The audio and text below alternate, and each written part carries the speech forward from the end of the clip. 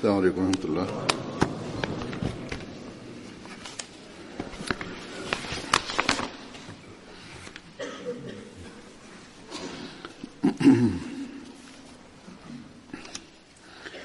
أشهد أن لا إله إلا الله وحده لا شريك له وأشهد أن محمدا عبده ورسوله أما بعد فأعوذ بالله من الشيطان الرجيم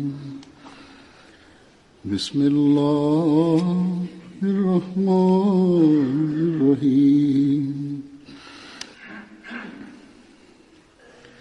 الحمد لله رب العالمين الرحمن الرحيم مالك يوم الدين إياك نعبد وإياك نستعين اهدنا الصراط المستقيم صراط الذين أنعمت عليهم غير المغضوب عليهم ولا الضالين.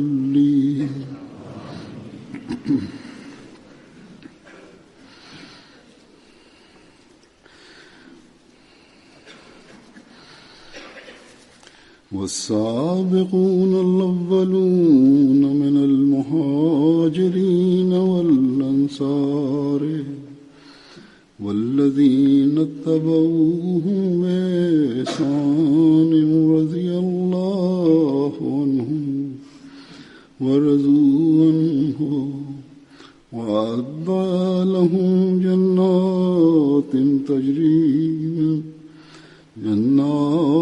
تجري تحتها الأنهار خالدين فيها أبدا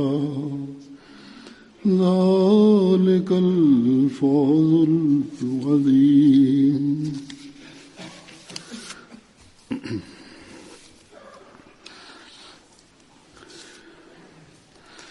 और मुहाजिरीन और अंसार में से सब मुहाजिरनि ऐं अंसार मां सबक़त करण वारा अवलीन ऐं उहे माण्हू जन हुस्न अमल सां उन्हनि जी पैरवी कई.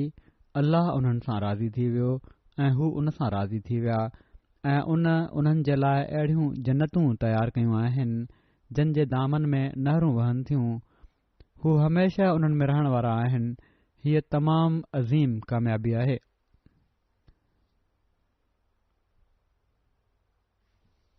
हिन आयत में पाण सॻोरनि सल्लल्लाहु अलैहि वसल्लम जे असहाबनि जो ज़िक्र आहे जेके सबक़त करण वारा आहिनि, जेके रूहानी रुतबे में सभिनी खां मथे आहिनि ऐं पंहिंजे ईमान जे मयारनि ऐं अल्लाह ताला जी तालीम जे मुताबिक़ अमल बजा आणण वारनि में बाक़ी सभिनी खे पोइते छॾण वारा आहिनि. ही उहे माण्हू आहिनि जन सभिनी खां पहिरियां ईमान आंदो ऐं ॿियनि जे लाइ बाद में अचण वारनि जे लाइ पंहिंजा मिसाल हिकिड़े नमूने तौरु छॾे विया त जीअं ॿिया उन्हनि जे नमूननि जी तक़लीद कनि. सो अल्लाह ताला हिते असहाबनि खे बाद में अचण वारनि जे लाइ हिकिड़ो तक़लीद जोॻो नमूनो बणायो आहे ऐं ऐलान फ़रमायो आहे त अल्लाह ताला उन्हनि जे ईमान जे मयार ऐं उन्हनि अमलनि सां राज़ी थियो जेके हू बजा आणींदा रहिया ऐं उन्हनि बि अल्लाह ताला जी रज़ा हासिल करण खे पंहिंजी ज़िंदगीअ जो मक़सदु बनायो. हर हाल में हू अल्लाह ताला जे शुक्रगुज़ार बाननि में शामिल रहिया. सो अल्लाह ताला फरमाए थो त जेके बि इन्हनि नमूननि ते हलंदा रहंदा ईमान, इख़लास, वफ़ा ऐं नेक अमल कंदा रहंदा, ख़ुदा ताला जा इनाम हासिल करण वारा बणजंदा रहंदा।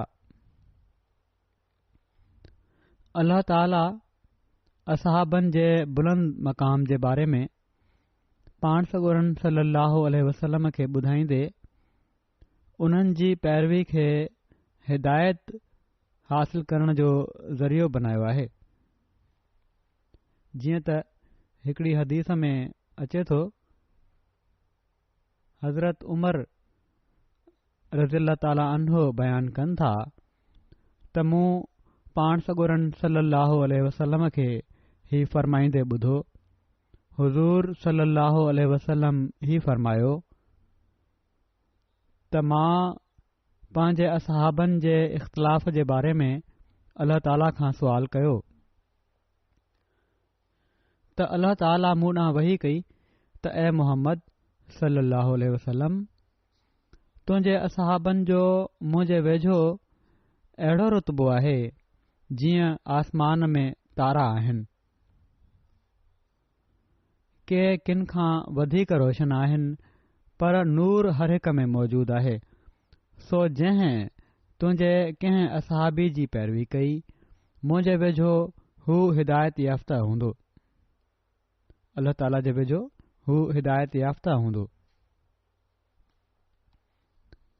हज़रत उमर रज़ियल्लाहु ताला अन्हु ही बि चयो त हुज़ूर सल्लल्लाहु अलैहि वसल्लम फ़रमायो आहे त मुंहिंजा असहाब तारनि वांगुरु आहिनि, उन्हनि मां जंहिंजी बि तव्हां इक़्तिदा कंदव हिदायत हासिल करे वेंदव। सो अल्लाह ताला ही मक़ाम अता फ़रमायो आहे पाण सॻोरन सल्लल्लाहु अलैहि वसल्लम जे असहाबनि जो, हर हिकु उन्हनि मां असांजे लाइ वाट ॾेखारींदड़ आहे। असहाबनि जे मक़ाम ऐं रुतबे ऐं अल्लाह ताला जे उन्हनि सां राज़ी थियण ऐं अल्लाह ताला सां उन्हनि जे राज़ी थियण जो ज़िक्र फ़रमाईंदे हिकिड़े हंधि हज़रत मसीह मऊद अलैहिस्सलातु वसलाम फ़रमाइनि था त असहाब सॻोरन अल्लाह ताला ऐं उन जे रसूल सल्लल्लाहु अलैहि वसल्लम जी वाट में उहो सिदक़ ॾेखारियो आहे जो उन्हनि खे रज़ी अल्लाह अनहुम व रज़ू अनहु जो आवाज़ अची वियो। ही आला दर्जे जो मक़ाम आहे जेको असहाबनि खे हासिल थियो, माना त अल्लाह ताला उन्हनि सां राज़ी थी वियो ऐं हू अल्लाह ताला सां राज़ी थी विया। इन मक़ाम जूं खूबियूं ऐं कमाल लफ़्ज़नि में अदा नथा थी सघनि। कहिड़ियूं खूबियूं ऐं केतिरा कमाल आहिनि, इन जा लफ़्ज़ उन्हनि जो हाथो करण जोॻा न आहिनि। फ़रमाइनि था त अल्लाह ताला सां राज़ी थी वञणु शख़्स जो कमु नाहे, ऐं पर ही तवकुल, तबतुल ऐं रज़ा ऐं तस्लीम जो आला मक़ाम आहे, जिथे पहुची इंसान खे कंहिं क़िस्म जो शिकवो शिकायत पंहिंजे मौला सां नाहे रहंदी ऐं अल्लाह ताला जो पंहिंजे बाने सां राज़ी थियणु मौक़ूफ़ आहे बाने जे सिद्क़ ऐं वफ़ादारी जे कमाल ऐं आला दर्जे जी पाकीज़गी ऐं तहारत ऐं कमाल इताअत ते। फ़रमाइनि था त जंहिं मां मालूम थिए थो त असहाबनि मार्फत ऐं सलूक जा सभई दर्जा तइ करे वरिता हुआ। पोइ इन जी वज़ाहत फ़रमाईंदे पाण फ़रमाइनि था त तव्हां पंहिंजी दिलि खे पाक कयो त मौला करीम तव्हां सां राज़ी थी वञे। असांखे नसीहत फ़रमाइनि था ऐं तव्हां उन सां राज़ी थी वञो, माना त अल्लाह ताला खां कॾहिं बि कंहिं क़िस्म जो शिकवो न रहे ऐं अल्लाह ताला खे राज़ी करण जे लाइ पंहिंजे सिदक, सचाई ऐं वफ़ादारी खे बि कमाल ताईं पहुचाइणो आहे, पंहिंजे पाकीज़गी जे दर्जे खे बि आला मयार ताईं पहुचाइणो आहे, तहारत खे बि आला मयार ताईं वठी वञणो आहे ऐं इताअत जा बि आला मयार क़ाइमु करणा आहिनि। फ़रमाइनि था त ऐं तव्हां उन सां राज़ी, मौला करीम तव्हां सां राज़ी थी वञे, हीअ ॻाल्हियूं हूंदियूं त मौला करीम राज़ी थींदो ऐं तव्हां उन सां राज़ी थी वञो। पोइ हू तव्हां जे जिस्म में, तव्हां जिन ॻाल्हियुनि में बरकत रखे छॾींदो। जॾहिं हीउ मक़ाम हासिल थी वञे त पोइ बरकत हासिल थींदी आहे। सो असहाब असां जे लाइ नमूनो आहिनि। जेकॾहिं असां अल्लाह ताला जो कुर्ब हासिल करणो आहे, उन्हनि जा जेकॾहिं पाण में इख़्तिलाफ़ किथे नज़र अचनि बि था, तॾहिं बि अल्लाह ताला उन्हनि खे तकलीफ़ जोॻो ऐं रोशन तारे जो नालो ई ॾिनो आहे, इहो ई ॿुधायो आहे। पाण सॻोरा सल्लल्लाहु अलैहि वसल्लम हिकिड़े मौक़े ते पंहिंजे असहाबनि जे मक़ाम ऐं रुतबे जे बारे में बयानु फ़रमाईंदे फ़रमाइनि था त मुंहिंजे असहाबनि जे बारे में अल्लाह ताला जे ख़ौफ़ खां कमु वठिजो, उन्हनि खे तानो तशनी जो निशानो न बणाइजो। जेको शख़्स उन्हनि सां मोहबत कंदो त हू दरअसल मुंहिंजी मोहबत जे करे कंदो, ऐं जेको शख़्स उन्हनि सां बुग़्ज़ रखंदो उहो दरअसल मूं सां बुग़्ज़ जे करे उन्हनि सां बुग़्ज़ रखंदो।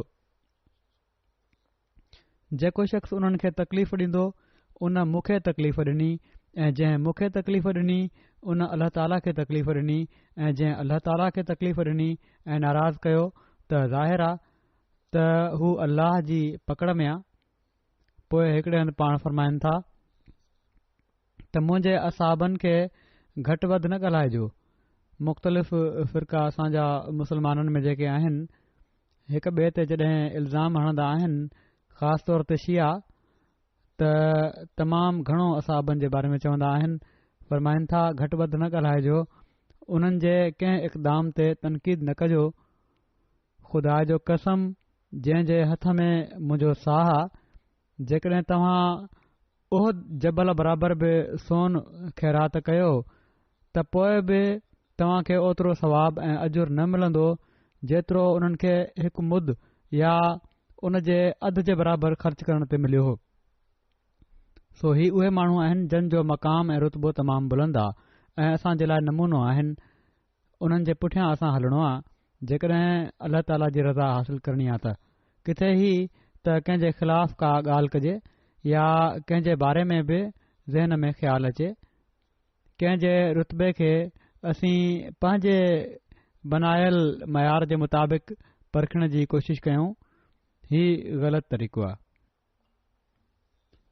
असांखे हज़रत मसीह मऊद अलैहिस्सलातु वस्सलाम असहाबनि जे मक़ाम ऐं रुतबे जो मज़ीद इदराक ॾींदे फ़रमाइनि था त इंसाफ़न ॾिठो वञे त असांजे हादी अकमल सल्लल्लाहु अलैहि वसल्लम जे असहाबनि पंहिंजे ख़ुदा ऐं रसूल जे लाइ कहिड़ियूं कहिड़ियूं न जानसारियूं कयूं। जिलावतन थिया, ज़ुल्म सठाऊं, क़िस्म क़िस्म जूं मुसीबतूं बर्दाश्त कयाऊं, सिर ॾिनाऊं, पर सिद्क़ ऐं वफ़ा सां हलंदा ई विया। सो उहा कहिड़ी ॻाल्हि हुई जो जंहिं उन्हनि खे अहिड़ो जानसार बणाए छॾियो। उहो सचो ख़ुदाई मोहबत जो जोश हुयो जंहिं जो शुआ उन्हनि जे दिलि में पइजी चुको हुयो। इन लाइ तोड़े कहिड़े बि नबी सां मुक़ाबिलो कयो वञे, पाण सॻोरन सल्लल्लाहु अलैहि वसल्लम जी तालीम, तज़किया नफ़्स, पंहिंजे पोइलॻनि खे दुनिया खां मुतनफ़िर कराए छॾणु, शुजात सां सदाकत जे लाइ रत वहाए छॾणु, इन जो मिसाल किथे बि न मिली सघंदो। फ़रमाइनि था त ही मुक़ाम पाण सॻोरन सल्लल्लाहु अलैहि वसल्लम जे असहाबनि जो आहे ऐं उन्हनि में जेको पाण में प्यार ऐं मोहबत हुई उन जो नक्शो ॿिनि फ़िक्रनि में बयानु फ़रमायो वियो आहे क़ुर शरीफ़ में त व अल्लफ़ बैन क़ुलूबिहिम लौ अनफ़क़्त मा फ़िल अर्ज़ि जमीअम मा अल्लफ़्त बैन क़ुलूबिहिम। माना त जेका तालीफ़ उन्हनि में आहे उहा हरगिज़ पैदा न थिए हा तोड़े सोन जो जबल बि ॾिनो वञे हा। पाण फ़रमाइनि था त हाणे हिकिड़ी ॿी जमायत मसीह मौद जी आहे जंहिं पंहिंजे अंदरि असहाबनि जो रंग पैदा करणो आहे। असहाबनि जी त उहा पाक जमायत हुई जंहिं जी तारीफ़ में क़ुर शरीफ़ भरियो पियो आहे। छा तव्हां माण्हू, पाण फ़रमाइनि था त छा तव्हां माण्हू अहिड़ा आहियो जॾहिं ख़ुदा चए थो त मसीह सां गॾु उहे माण्हू हूंदा जेके असाबनि जे दोष बदोश हूंदा, कुलो कुलो सां मिलायूं हूंदा।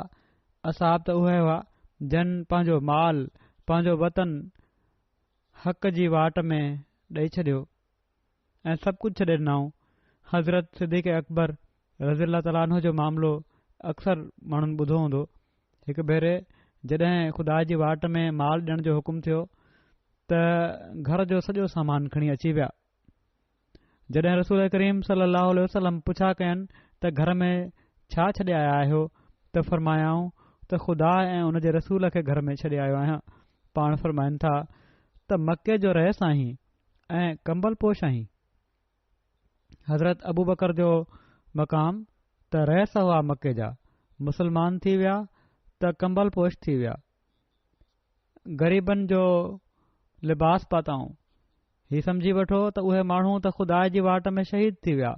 उन्हनि जे लाइ त इहो ई लिखियलु आहे त सैफ़न माना त तलवारुनि हेठां भेजता, पर असां जे लाइ त एतिरी सख़्ती न आहे, छो त यज़उल हर्ब असां जे लाइ आयो आहे, माना त महदी जे वक़्त में लड़ाई न थींदी।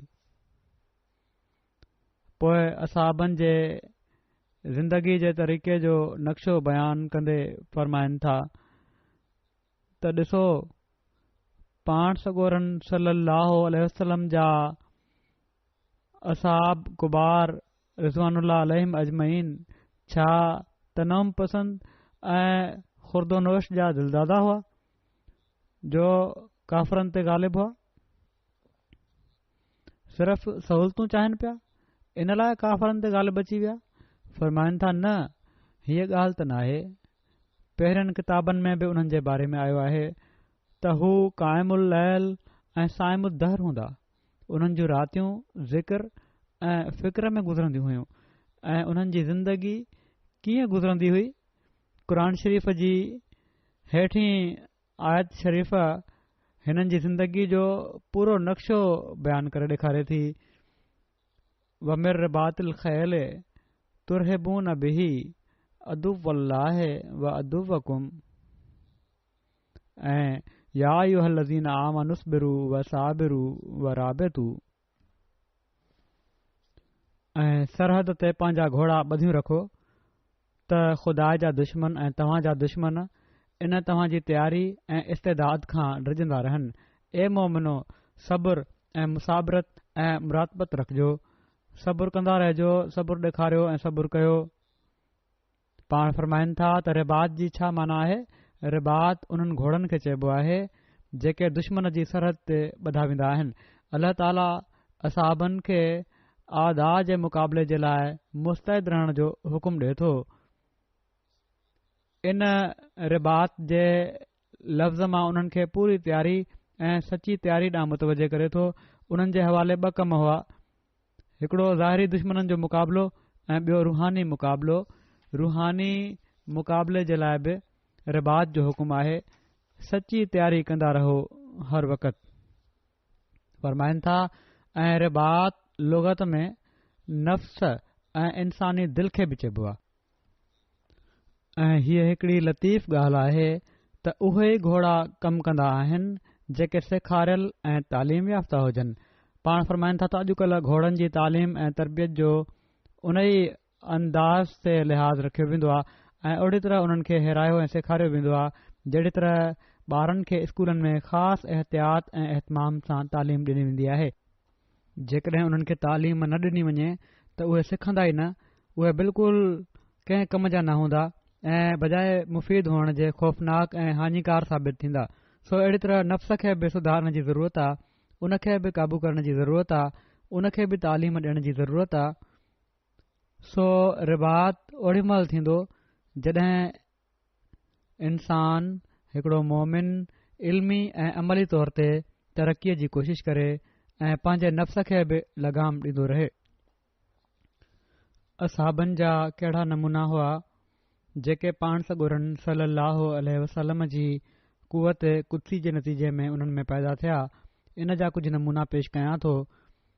हिकु त असीं हज़रत अबू बकर सिद्दीक़ रज़ियल्लाहु तआला अन्हु जो नमूनो हज़रत मसीह मऊद अलैहिस्सलातु वस्सलाम जे इक़्तिबास में ॾिठो त पंहिंजे घर जो समूरो सामान दीनी ज़रूरत महल खणी हाज़िर थी विया।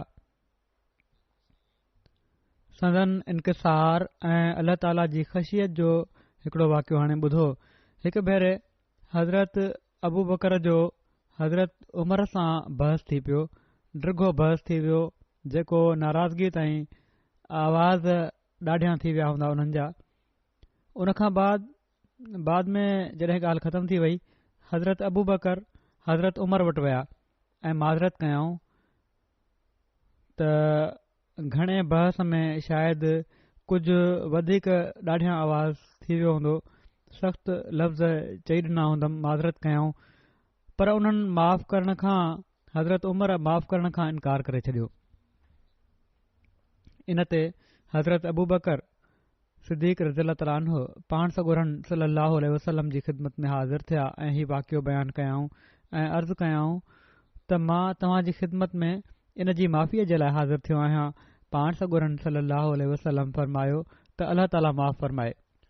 थोरी देर खां पोइ ई हज़रत उमर खे बि निदामत जो अहसासु थियो, शर्मसारी थी, अहसासु थियो त ग़लती थी वई हुई ऐं हू बि हज़रत अबू बकर जे घर विया त उन्हनि खां माफ़ी वठनि। उते ॾिठाऊं त घर में न हुआ। हू पाण सॻोरन सल्लल्लाहु अलैहि वसल्लम जी ख़िदमत में हाज़िर थिया।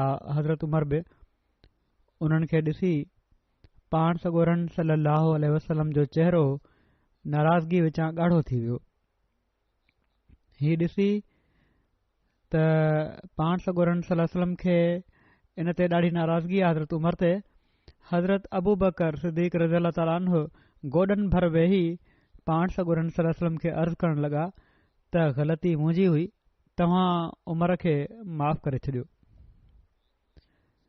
हीउ हुयो संदन इनकिसार ऐं अल्लाह ताला जो ख़ौफ़।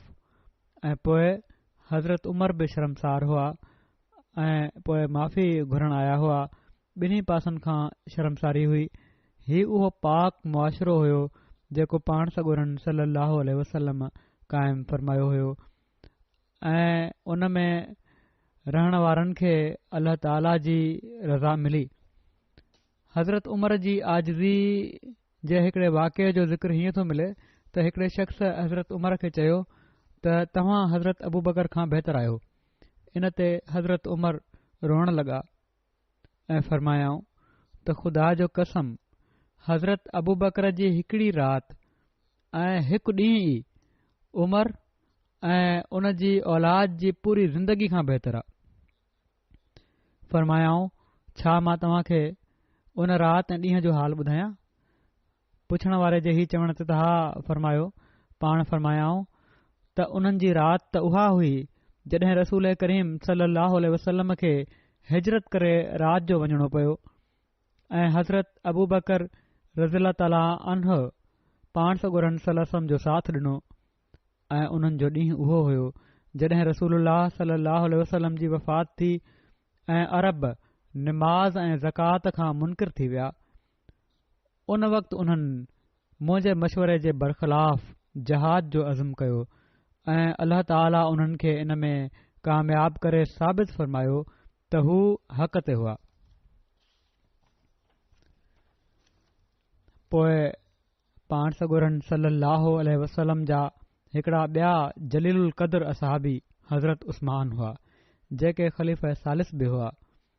संदन सिला रहमी ऐं केतिरनि ई ख़ुसूसियतुनि सां संदन ज़िंदगी में केतिरियूं ख़ुसूसियतूं तमामु नुमाया आहिनि। हज़रत आयशा फ़रमाइनि थियूं त हज़रत उस्मान सभिनी खां वधीक सिला रहमी करण वारा ऐं सभिनी खां वधीक अल्लाह ताला खां डिॼण वारा हुआ। जॾहिं मस्जिद नबवी जी तोसी जो मामिलो आयो ऐं दीन जे लाइ क़ुर्बानियूं करण वारा बि घणा हुआ, जॾहिं मस्जिद नबवी जी तोसी जो मामिलो आयो त पाण सॻोरन सल्लल्लाहु अलैहि वसल्लम फ़रमायो त चौधारी जा जेतिरा बि घर आहिनि उन्हनि खे मस्जिद में शामिल कयो वञे। ज़ाहिर आहे उहे घर माण्हुनि खां ख़रीद करणा हुआ। उन वक़्तु हज़रत उस्मान अॻिते वधी माना त फौरी तौर ते पंहिंजो पाण खे पेश कयो त मां ई ख़रीद कयां थो ऐं 15,000 दिरहम ॾेई उहा जॻह ख़रीद कयाऊं। मुसलमाननि खे पाणी जी ॾुखियाई खे मुंहुं ॾियणो पवंदो हो। हिकिड़े यहूदी जो खूह हुयो, उतां पाणी भरण में ॾुखियाई हुई, त पाण यहूदीअ खां उन जी मर्ज़ी जी क़ीमत ते उहो खूह ख़रीद करे मुसलमाननि जे लाइ पाणीअ जो इंतज़ाम फ़रमायाऊं। हीअ मख़लूक जी हमदर्दी हुई उन्हनि जी। पोइ हज़रत अली रज़ी ताला अन्हु आहिनि, अमीर मुआविया कंहिंखे हज़रत अली जूं वसफ़ूं बयानु करण जे लाइ चयो। उन चयो, तव्हां ॿुधी सघंदव जेके मां बयानु कंदुसि? उन्हनि चयो, ठीकु आहे, बयानु कर। ज़ाहिर आहे, असांखे ख़बर आहे त उन्हनि जी मुखालफ़त हलंदी रही आहे। उन चयो त जेकॾहिं ज़रूरी ॿुधणो अथव त ॿुधो त पाण बुलंद हौसला ऐं मज़बूत कुवतुनि जा मालिक हुआ, फ़ैसिला कुन ॻाल्हि चवंदा हुआ ऐं अदल सां फ़ैसिलो कंदा हुआ। उन्हनि जे तरफ़ां इल्म जो चश्मो फुटंदो हुयो ऐं हिकमत उन्हनि जी हर पासे खां ॻणंदी हुई।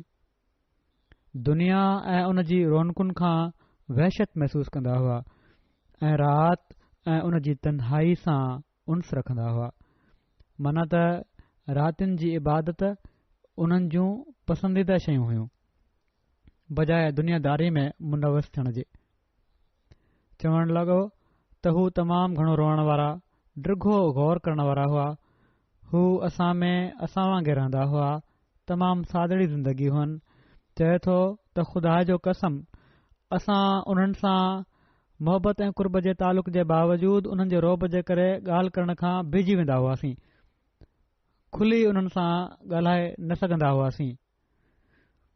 हू दीनदार माण्हुनि जी इज़त कंदा हुआ ऐं मिसकिननि खे पाण वटि जॻह ॾींदा हुआ।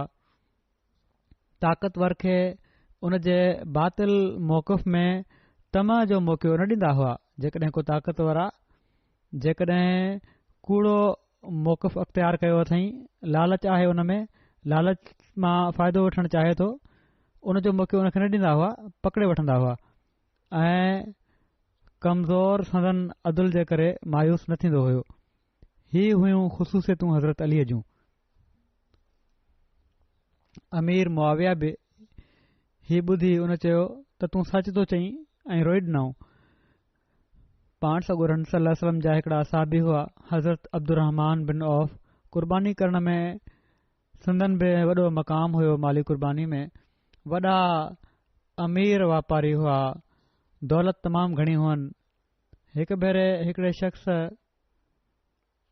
काबतुल्ला शरीफ़ जो तवाफ़ कंदे कंहिंजो आवाज़ ॿुधो जेको हीअ दुआ घुरी रहियो हुयो त ऐ अल्लाह, मूंखे पंहिंजे नफ़्स जे बुख़ल खां महफ़ूज़ रख। जॾहिं ॾिठाऊं त उहो शख़्स केरु आहे, त उहे अब्दुर्रहमान बिन औफ हुआ। हिकु भेरे उन्हनि जो हिकिड़ो तिजारती क़ाफ़िलो मदीने आयो त उन में 700 उठनि ते कणिक, अटो ऐं ॿियो सामान सथियलु हो। मदीने में एॾे वॾे क़ाफ़िले जूं ॻाल्हियूं थी रहियूं हुयूं त एॾो वॾो क़ाफ़िलो आयो आहे। हीअ ख़बर हज़रत आयशा रज़ी ताला अन्हा ताईं बि पहुती त हज़रत आयशा चयो त मूं पाण सॻोरन सल्लल्लाहु अलैहि वसल्लम खां ॿुधो आहे त अब्दुर्रहमान जन्नती आहिनि।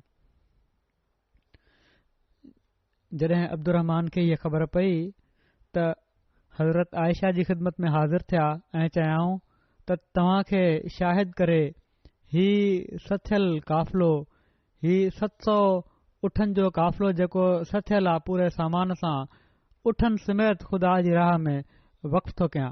हज़रत अब्दुर्रहमान जे मक़ाम जो अंदाज़ो इन ॻाल्हि मां लॻायो त हिकु भेरे हज़रत ख़ालिद जो बहस हज़रत अब्दुर्रहमान सां थियो त रसूल करीम सल्लल्लाहु अलैहि वसल्लम फ़रमायो त ए ख़ालिद, मुंहिंजे असाबनि खे कुझु न चओ। तव्हां मां जेकॾहिं को उहद जे जबल बराबरि बि सोन ख़र्च करे त अब्दुर्रहमान बिन औफ जी उन सुबुह या शाम खे बि नथो पुछी सघे जेके उन ख़ुदा ताला जी वाट में जहाद करे गुज़ारिया आहिनि। हिकिड़ा असाबी हुआ, साद बिन अबी वकास। उन्हनि जे ईमान जो वाक़ियो इस्लाम क़बूल करण खां पोइ हीअं बयानु थिए थो। हू ख़ुदि चवनि था त जॾहिं मूं इस्लाम क़बूल कयो त मुंहिंजी वालदा चयो त ही तूं कहिड़ो नओं दीन अख़्तियार करे वरितो आहे, तोखे बहरहाल ही दीन छॾणो पवंदो। न त मां त न कुझु खाईंदसि न पीअंदसि, बुख हड़ताल आहे एसि ताईं जो मरी वेंदुसि। ऐं नतीजो कहिड़ो निकिरंदो, माण्हू तोखे चवंदा त माउ खे क़तलु करे छॾियईं, तोखे तानो ॾींदा माउ जे क़ातिल जो, चवनि था त मूं चयो त अमां ईअं न कजांइ, ईअं हरगिज़ न कजांइ, छो त मां पंहिंजो दीन नथो छॾे सघां। पर उहा न मञी ऐं 3 ॾींहं रातियूं गुज़री वयूं, उन न कुझु खाधो न पीतो, बुख विचां बेहाल हुई। चवनि था तॾहिं मूं उन्हनि खे वञी चयो त ख़ुदा जो कसम, तव्हां जूं 1000 जानियूं बि हुजनि ऐं उहे हिकु हिकु करे निकिरनि त तॾहिं बि मां पंहिंजो दीन न छॾींदुसि। जॾहिं उन्हनि पुट जो ही अज़म ॾिठो त खाइण पीअण शुरू करे ॾिनऊं। अल्लाह ताला ही फरमाए थो, वालदेन जूं ॻाल्हियूं मञो, उन्हनि जी ख़िदमत कयो, पर जिथे दीन जो मामिलो अचे, जिथे अल्लाह जो मामिलो अचे, उते बहरहाल तव्हां अल्लाह जी ॻाल्हि ॿुधणी आहे। खेनि पाण सॻोरनि सलाहु वसलम जी ख़िदमत ऐं पहरो ॾियण जो बि मौक़ो मिलियो। हज़रत आयशा बयानु फरमाइनि थियूं त पाण सॻोरा सलाहु वसलम जॾहिं मदीने आया त कुझु उन्हनि ॾींहनि में कुझु ख़राब हालात हुआ, हिन जे करे पाण राति आराम सां सुम्ही न सघिया। हिकिड़ी राति पाण फरमायाऊं, केतिरियूं रातियूं अहिड़ी तरह गुज़री वयूं, हिकिड़ी राति पाण फरमायाऊं त राति ख़ुदा जो को बानो पहरो ॾिए हा त केॾो न भलो थिए हा, ख़तरो जेको हुयो उहो न हुजे ऐं मां आराम सां या आराम करे वठां थोरी देरि, जेको बि मामूली आराम पाण कंदा हुआ। त चवनि थियूं जॾहिं हीअ ॻाल्हि पाण करे रहिया हुआ त ओचितो हथियारनि जो आवाज़ आयो ॿुधण में। पोइ रसूल करीम सल्लल्लाहु अलैहि वसल्लम पुछियो केरु आहे? जवाब ॾिनऊं मां साद आहियां। पाण पुछियाऊं कीअं आयो आहीं? उन्हनि अर्ज़ु कयो त मूंखे तव्हां जी हिफ़ाज़त जे बारे में ख़तरो पैदा थियो आहे, तंहिं करे पहरो ॾियण जे लाइ आयो आहियां। जीअं त पाण सॻोरा सलाहु वसलम राति आराम सां सुता ऐं उन्हनि खे दुआऊं ॾिनऊं। हिकिड़ा असाबी हुआ हज़रत ज़ुबैर बिन अल अवाम, उन्हनि में अल्लाह ताला जी ख़शियत तमामु घणी हुई, माना त अल्लाह ताला जो ख़ौफ़ ॾाढो हुयो त का मां अहिड़ी ग़लति ॻाल्हि न कयां जंहिं ते अल्लाह ताला जी पकड़ में अची वञा। संदन पुट हिकु भेरे पुछियो त तव्हां ॿियनि असाबनि वांगुरु हदीसूं घणियूं बयानु नथा कयो? चवण लॻा त जॾहिं खां मूं इस्लाम क़बूल कयो आहे, पाण सॻोरनि सलाहु वसलम खां जुदा न आहियां थियो, हमेशा पाण सॻोरनि सलम सां गॾु गॾु रहंदो आहियां। पर रसूलुल्लाह सलाहु वसलम जी इन तंबीह खां टिॼां थो, साण साण रहियो आहियां, घणियूं ॻाल्हियूं ॿुधियूं आहिनि, घणा हवाला आहिनि मूं वटि, ॾाढियूं रवायतूं आहिनि, पर पाण सॻोरनि सलाहु वसलम जी इन तंबीह खां टिॼां थो त जंहिं मूं ॾांहुं ग़लति ॻाल्हि मनसूब कई हू पंहिंजो ठिकाणो जहन्नम में ठाहे वठे। त किथे का अहिड़ी ॻाल्हि न थी वञे जंहिंखे मां सम्झियो न हुजां ऐं ग़लति निकिरी वञे, ऐं इन जे करे मां ॾाढो ॾिनल आहियां। हिननि में शुजात ऐं मर्दानगी बि तमामु घणी हुई, एॾी हुई जो जॾहिं सिकंदरिया जी नाकाबंदी डिघी थी वई त पाण ॾाकण रखे किले जी फसील ते चढ़णु चाहियूं। साथियुनि चयो त किले में ॾाढो ताउन पकड़ियल आहे, पाण चाहियूं को फ़र्क़ु नथो पए, असां बि ताउन जे लाइ आहियूं, ऐं पाण ॻाल्हि न मञाऊं ऐं किले जी भित ते चढ़ी विया। तमामु अमीर हुआ, जेको माल ईंदो हुन उन जो अक्सर हिसो ख़ुदा ताला जी वाट में सदको करे छॾींदा हुआ। वरी हिकिड़े असाबीअ जो ज़िक्र मिले थो जंहिंजो नालो तलहा बिन उबैदुल्ला हो। पाण बि अमीर माण्हू हुआ ऐं अल्लाह ताला जी वाट में ख़र्च कंदा हुआ। हिकु भेरे पंहिंजी जाइदाद जो हिकिड़ो हिसो 7 लख दिरहम में हज़रत उस्मान खे विकिणी ॾिनाऊं ऐं सॼो माल ख़ुदा ताला जी वाट में ख़र्च करे छॾियाऊं। महिमान नवाज़ी बि हिननि जी हिकिड़ी ख़ासि ख़ूबी हुई। हिकु भेरे हिकिड़े क़बीले जा 3 मफ़लूकुल हाल माण्हू हुआ, उन्हनि इस्लाम क़बूल कयो त रसूल करीम सल्लल्लाहु अलैहि वसल्लम वटि आया। रसूलुल्लाह सल्लल्लाहु अलैहि वसल्लम पुछियो असाबनि मां केरु हिननि जी कफ़ालत जी ज़िम्मेवारी खणे थो? हज़रत तलहा ख़ुशीअ सां इन जे लाइ तयारु थी विया ऐं टिनी खे पंहिंजे घर वठी विया ऐं उते ई तरसायाऊं ऐं उन्हनि जी मेज़बानी कंदा रहिया एसि ताईं जो मुस्तक़िल घर जो माण्हू बणाए वरिताऊं ऐं चवनि था त एसि ताईं जो मौत हुननि खां जुदा कयो। हज़रत तलहा दोस्ती ऐं भाउ पीउ जो रिश्तो बि ख़ूब निभाइण वारा हुआ। हज़रत काब बिन मालिक अंसारी खे जॾहिं ग़ज़वे तबूक में शामिल न थियण जे करे मुकातिया जी सज़ा थी त जॾहिं रसूलुल्लाह सल्लल्लाहु अलैहि वसल्लम उन्हनि जी माफ़ीअ जो ऐलान फ़रमायो अल्लाह ताला जे हुकुम सां ऐं हू पाण सॻोरन सलम जी मजलिस में हाज़िर थिया त हज़रत तलहा दीवाननि वांगुरु डोड़ंदे उन्हनि जी आजियां जे लाइ अॻिते वधिया ऐं हथ मिलाए उन्हनि खे मुबारक ॾिनऊं। हज़रत काब हमेशा चवंदा हुआ त हज़रत तलहा जहिड़ो इस्तक़बाल ऐं उत्साह कंहिं ॿिए न ॾेखारियो। हिकिड़ी खूबी जेका घर वारनि सां तालुक़ु रखे थी, मुड़ुसनि सां तालुक़ु रखे थी, उहा बि हिननि जी हिकिड़ी घरवारी बयानु करे थी त हज़रत तलहा खिलंदे मुरकंदे घर वापसि ईंदा हुआ। घर ईंदा हुआ, वॾा कम हुयनि, मसरूफ़ हुआ, सभु कुझु हुयो। घर ईंदा हुआ त अहिड़ी शिकिल ठाहे न ईंदा हुआ जो घर वारा डिॼी हिकु पासे थी वञनि कुंड में। खिलंदे मुरकंदे घर वापसि ईंदा हुआ ऐं ख़ुशबाश ॿाहिरि वेंदा हुआ।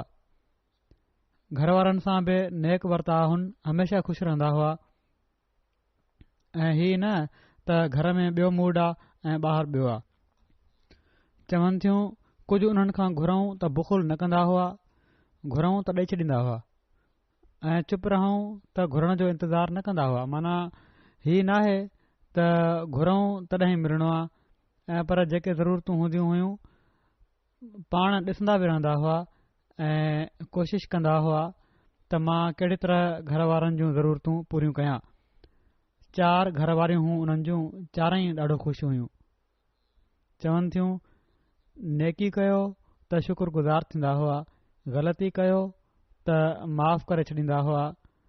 त ही उहे उसूल आहिनि जेके घरनि जे सुकून जो सबबु बणजंदा आहिनि, जेके ज़ाल मुड़ुस जे रिश्तनि खे मज़बूत कंदा आहिनि। सो हीअ बि असांजे लाइ हिकिड़ो नमूनो आहे। हिकिड़ा असहाबी उबैदुल्लाह बिन मसूद, उन्हनि जी ख़िलाफ़त जी इताअत जो वाक़ियो हीअं बयानु थियो आहे। खेनि हज़रत उमर कूफा वारनि जी तालीम ऐं तरबियत जे लाइ मुक़ररु फ़रमायो हुयो ऐं कूफा वारनि खे लिखियो हुआऊं त हिननि जी मदीने में ॾाढी ज़रूरत आहे, पर तव्हां जी ख़ातिर मां क़ुर्बानी करे तव्हां वटि तव्हां जी तरबियत जे लाइ हिननि खे मोकिलियां पियो थो। त ही मक़ाम हुयो हिननि जो। हज़रत उस्मान बि उन्हनि जे इन मक़ाम खे क़ाइमु रखियो ऐं पर कूफ़े जो अमीर मुक़ररु करे छॾियाऊं ऐं साण काज़ी ऐं बैतुल माल जो निज़ाम बि हिननि वटि हुयो। पोइ किन मसलिहतुनि जे करे कूफ़े वारनि जूं शरारतूं बि हुयूं, शरारतूं कंदा रहंदा हुआ ऐं मसइला पैदा थिया। इन जे करे हज़रत उस्मान हिननि खे इमारत खां हटाए वापसि मदीने घुराए वरितो। त कूफ़े वारनि चयो तव्हां वापसि न वञो ऐं हिते ई रहो, हीअ असांजी ज़िम्मेवारी आहे त तव्हां खे को नुक़सान न पहुचाईंदो। इन ते हज़रत अब्दुल्ला बिन मसूद फ़रमायो त ख़लीफ़े वक़्त जी इताअत मूं ते वाजिबु आहे ऐं मां हरगिज़ बर्दाश्त नथो करे सघां त उन्हनि जी नाफ़रमानी करे फितने जो को दरवाज़ो खोलियां ऐं मदीने वापसि हलिया विया। हिननि जे बारे में हिकिड़े रावीअ चयो त मां केतिरनि ई असहाबनि जी मजलिस में वेठो आहियां, पर अब्दुल्ला बिन मसूद जो दुनिया खां बेरग़बती ऐं आख़िरत सां रग़बत जो पंहिंजो ई शान हुयो। ज़ाहिरी तौर ते बि तमामु पाण नफ़ासत पसंदि हुआ। दुनिया खां बेरग़बती जे बावजूद संदन हिकिड़े मुलाज़िम हिकिड़े चयो ख़ादिम ग़ुलाम त बहितरीन क़िस्म जो अछो लिबास पाईंदा हुआ ऐं भली ख़ुशबू हणंदा हुआ। उन्हनि जे बारे में हज़रत तलहा चवनि था त उन्हनि जी ख़ुशबू अहिड़ी हूंदी हुई आला क़िस्म जी जो राति जी ऊंदाही में बि ख़ुशबू मां पतो पइजी वेंदो हुयो त अब्दुल्ला बिन मसूद अचनि पिया था। सो दुनिया जी शयुनि जो इस्तेमाल बि हुयो पर दुनिया सां रग़बत न हुई। पोइ हज़रत बिलाल आहिनि जेके हर क़िस्म जी तकलीफ़ बर्दाश्त कंदा रहिया पर वाहिद ख़ुदा जो नारो ई हमेशा हयाऊं। सख़्त पत्थरनि ऐं गरम वारीअ ते खेनि गिलियो वेंदो हुयो पर इन जे बावजूद पंहिंजे ईमान ते क़ाइमु रहिया ऐं अहद ई चयाऊं, ला इलाहा इल्लल्लाह ऐं मोहम्मद रसूलुल्लाह ई चयाऊं। पोइ साद बिन मुआज़ जेके अंसारी हुआ, उन्हनि जंग बदर वारे ॾींहुं अंसार जी नुमाइंदगी कंदे पाण सॻोरन सल्लल्लाहु अलैहि वसल्लम खे अंसार जी तरफ़ां जेका खेनि तवको हुई उन ते पूरो लथा ऐं अर्ज़ु कयाऊं त या रसूलल्लाह, असां तव्हां ते ईमान आंदो आहे ऐं तव्हांजी तस्दीक कई आहे ऐं शाहिदी ॾिनी आहे ऐं तव्हांजी आंदल तालीम बरहक़ आहे ऐं असां इन ते तव्हां सां पको अहद कयो आहे त हमेशह तव्हांजी ॻाल्हि ॿुधी फौरन इताद कंदासीं।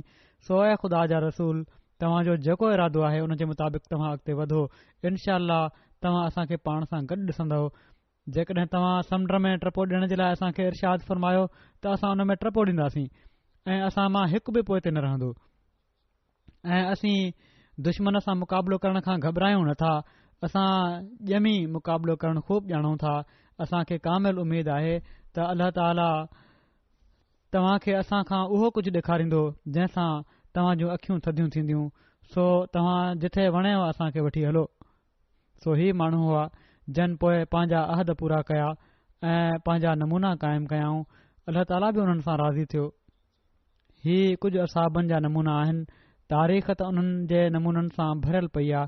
ही माण्हू आहिनि जेके असां जे लाइ तकलीफ़ जोगा आहिनि। हज़रत मसीह मऊद अलैहिस्सलातु वस्सलाम फरमाइनि था त क़ुर खे छॾे कामयाबी हिकिड़ो नामुमकिन ऐं ॾुखियो कमु आहे ऐं अहिड़ी कामयाबी हिकिड़ो ख़्याली मामिलो आहे जंहिं जी तलाश में ही माण्हू लॻा पिया आहिनि। असाबनि जे नमूननि खे पंहिंजे साम्हूं रखो। ॾिसो, उन्हनि जॾहिं पैगम्बर ख़ुदा सल्लल्लाहु अलैहि वसल्लम जी पैरवी कई ऐं दीन खे दुनिया ते मुक़दम कयाऊं त उहे सभई वाइदा जेके अल्लाह ताला उन्हनि सां कया हुआ पूरा थी विया। शुरू में मुख़ालिफ़ खिलंदा हुआ त आज़ादीअ सां ॿाहिरि त निकिरी नथा सघनि ऐं बादशाही जूं दावाऊं था कनि, पर रसूलुल्लाह सल्लल्लाहु अलैहि वसल्लम जी इताअत में गुम थी उहो हासिल कयाऊं जेको सदियुनि खां उन्हनि जे हिसे में न आयो हो। हू क़ुर शरीफ़ ऐं रसूल करीम सल्लल्लाहु अलैहि वसल्लम सां मोहबत कंदा हुआ ऐं उन्हनि जी इताअत ऐं पैरवी में ॾींहुं राति कोशिश कंदड़ हुआ। उन्हनि माण्हुनि जी पैरवी कंहिं रस्म रवाज ताईं में बि न कंदा हुआ। उन्हनि माण्हुनि जी पैरवी कंहिं रस्म रवाज ताईं में बि न कंदा हुआ जिन खे काफ़र चवंदा हुआ। माना त काफ़रनि जा सभई कम जेके हुआ छॾे ॾिनाऊं जॾहिं ईमान आंदाऊं ऐं ख़ालिस्तनि इस्लामी तालीम ते अमल करणु शुरू करे ॾिनाऊं। जेसि ताईं इस्लाम इन हालत में रहियो उहो ज़मानो इक़बाल ऐं उरूज जो रहियो। अहिड़ो ज़मानो हुयो जॾहिं त इस्लाम तरक़ी बि कंदो रहियो। वरी हिकिड़े मौक़े ते पाण फ़रमायाऊं, असहाबनि जा फ़ज़ाइल बयानु फ़रमाईंदे फ़रमाइनि था त असहाब रसूलुल्लाह सल्लल्लाहु अलैहि वसल्लम जा अहिड़ा वफ़ादार ऐं मुती फ़रमान हुआ जो कंहिं नबीअ जे शागिर्दनि में अहिड़ो मिसाल नथो मिले ऐं ख़ुदा जे हुकमनि ते अहिड़ा क़ाइमु हुआ जो क़ुर शरीफ़ उन्हनि जी तारीफ़ुनि सां भरियो पियो आहे। लिखियलु आहे त जॾहिं शराब जी हुरमत जो हुकुम नाफ़िज़ थियो त जेतिरे क़दुरु शराब थांवनि में हो उहो हारियो वियो ऐं चवनि था एतिरे क़दुरु शराब वहियो जो नालियूं वही पयूं ऐं पोइ वरी कंहिंखां अहिड़ो शनी फेल कॾहिं बि सरज़द न थियो। पोइ जॾहिं हिकु भेरो तौबा करे वरितऊं शराब खां पोइ कॾहिं बि न पीताऊं ऐं हू शराब जा पका दुश्मन थी विया। ॾिसो ही कहिड़ो सबात ऐं इस्तिक़लाल अलतात हुयो। रसूलुल्लाह सल्लल्लाहु अलैहि वसल्लम जी इताअत जंहिं वफ़ादारी मोहबत ऐं इरादत ऐं जोश सां उन्हनि कई कॾहिं बि कंहिं न कई। मूसा अलैहिस्सलाम जी जमायत जा हालात पढ़ी मालूम थिए थो त उहा केतिरा ई भेरा पथरा करणु चाहे पई ऐं हज़रत ईसा अलैहिस्सलाम जा हवारी त अहिड़ा कमज़ोर ऐं ज़ईफ़ुल एतिक़ाद हुआ जो ख़ुदि ईसाइनि खे मञणो पए थो ऐं हज़रत मसीह पाण इंजील में सुस्त एतिक़ाद उन्हनि जो नालो रखनि था। उन्हनि पंहिंजे उस्ताद सां वॾी गदारी कई ऐं बेवफ़ाई जो नमूनो ॾेखारियाऊं जो उन मुसीबत जी घड़ी में अलॻि थी विया। हिकिड़े गिरफ़्तार कराए छॾियो, ॿिए लानत मोकिले इनकार करे छॾियो, पर असहाब रिज़वानुल्लाह अलैहिम अहिड़ा इरादतमंद ऐं जानसार हुआ जो ख़ुदि ख़ुदा ताला उन्हनि जी शाहिदी ॾिनी त उन्हनि ख़ुदा ताला जी वाट में सिर ताईं ॾियण खां कीअं न किबायो ऐं हर सिफ़त ईमान जी उन्हनि में नज़र अचे थी। आबिद, ज़ाहिद, सख़ी, बहादुर ऐं वफ़ादार ही शर्त ईमान जा कंहिं ॿी क़ौम में नज़र नथा अचनि। पाण फरमाइनि था त जेतिरे क़दुरु मुसीबतूं ऐं तकलीफ़ूं असहाबनि खे इस्लाम जी शुरूआत में बर्दाश्त करणियूं पयूं, उन्हनि जो मिसाल बि कंहिं ॿी क़ौम में नथो मिले। हिन बहादुर क़ौम हिननि मुसीबतुनि खे बर्दाश्त कयो पर इस्लाम खे न छॾियाऊं। हिननि मुसीबतुनि जी पुॼाणी आख़िर इन ते थी जो उन्हनि खे वतन छॾणो पियो ऐं नबी करीम सल्लल्लाहु अलैहि वसल्लम सां गॾु हिजरत करणी पई। ऐं जॾहिं ख़ुदा ताला जी नज़र में काफ़रनि जूं शरारतूं हदूं उरांघे वयूं ऐं हू सज़ा जे क़ाबिल बणिजी वयूं त ख़ुदा ताला उन्हनि ते उन्हनि असहाबनि खे मामूर कयो त इन सरकश क़ौम खे सज़ा ॾियनि। जीअं त इन क़ौम खे जेका मस्जिदुनि में ॾींहुं राति पंहिंजे ख़ुदा जी इबादत कंदी हुई ऐं जंहिंजो अंगु तमामु थोरो हुयो, जंहिं वटि जंग जो को सामान न हुयो, मुख़ालिफ़नि जे हमलनि खे रोकण जे वास्ते मैदान जंग में अचणो पियो। इस्लामी जंगियूं दिफ़ाई जंगियूं हुयूं। वरी हिकिड़े हंधि पाण मुख़्तसिर फ़रमाइनि था त पाण सॻोरन सल्लल्लाहु अलैहि वसल्लम ऐं असहाब कराम रिज़वानुल्लाह अलैहिम जे ज़माने खे जेकॾहिं ॾिसजे त मालूम थिए थो त उहे माण्हू तमामु सादड़ा हुआ। जीअं हिकिड़े थांव खे कली कराए अछो उजरो उहो थी वेंदो आहे, ईअं ई उन्हनि माण्हुनि जूं दिलियूं हुयूं जेके कलाम इलाही जे नूरनि सां रोशन ऐं नफ़सानी महरनि जे कट खां बिल्कुलु साफ़ हुयूं। ॼण त कद अफ़लाह मन ज़क्काहा जा सचा मिसदाक हुआ। पाण फरमाइनि था त जेकॾहिं इंसान अहिड़ी तरह साफ़ हुजे ऐं पंहिंजो पाण खे कलई वारे थां वांगुरु मुनवर करे त ख़ुदा ताला जे इनामनि जो खाधो उन में विधो वञे।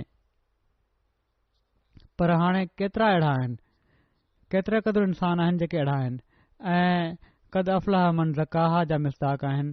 सो असांखे हीअ कोशिशि करणु घुर्जे त असीं पंहिंजी इस्लाह कयूं ऐं पंहिंजे थांवनि खे साफ़ कयूं। ऐं जॾहिं हज़रत मसीह मऊद अलैहिस्सलातु वस्सलाम खे मञियो आहे, पाण सॻोरन सल्लल्लाहु जे सचे आशिक़ खे हिन ज़माने में मञियो आहे, त पोइ इन्हनि सभिनी ॻाल्हियुनि ते अमल करण जी बि कोशिशि कयूं जेके हज़रत मसीह मऊद अलैहिस्सलातु वस्सलाम बयानु फ़रमायूं आहिनि। जंहिंजा नमूना हीअ पहिरीं सुनत पाण सॻोरन सल्लल्लाहु क़ाइमु फ़रमाई, पोइ उन्हनि जा नमूना असांखे संदन असहाबनि ॾेखारिया, तॾहिं असीं सही मुस्लमान बि बणिजी सघूं था। अल्लाह ताला असांखे इन जी तौफ़ीक़ अता फ़रमाए।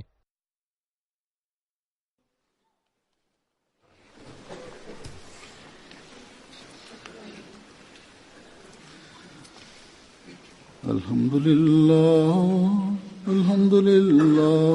नहमदुहु व नस्तईनुहु व नस्तगफिरुहु व नुमिनु बिही व नतवक्कलु अलैहि व नऊज़ु बिल्लाहि मिन शुरूरि अनफुसिना व मिन सय्यिआति अअमालिना। मन यहदिहिल्लाहु फला मुदिल्ल लहु व मन युद्लिल्हु फला हादिय लहु व नशहदु अन ला इलाहा इल्लल्लाह व नशहदु अन्ना मुहम्मदन अब्दुहु व रसूलुहु। इबादल्लाहि रहिमकुमुल्लाह इन्नल्लाह यअमुरु बिल-अदलि वल-इहसानि व ईताइ ज़िल क़ुर्बा व यन्हा अनिल फ़हशाइ वल मुनकरि वल बग़य यइज़ुकुम लअल्लकुम तज़क्करून। उज़्कुरुल्लाह यज़्कुरकुम वदऊहु यस्तजिब लकुम वलज़िक्रुल्लाहि अकबर।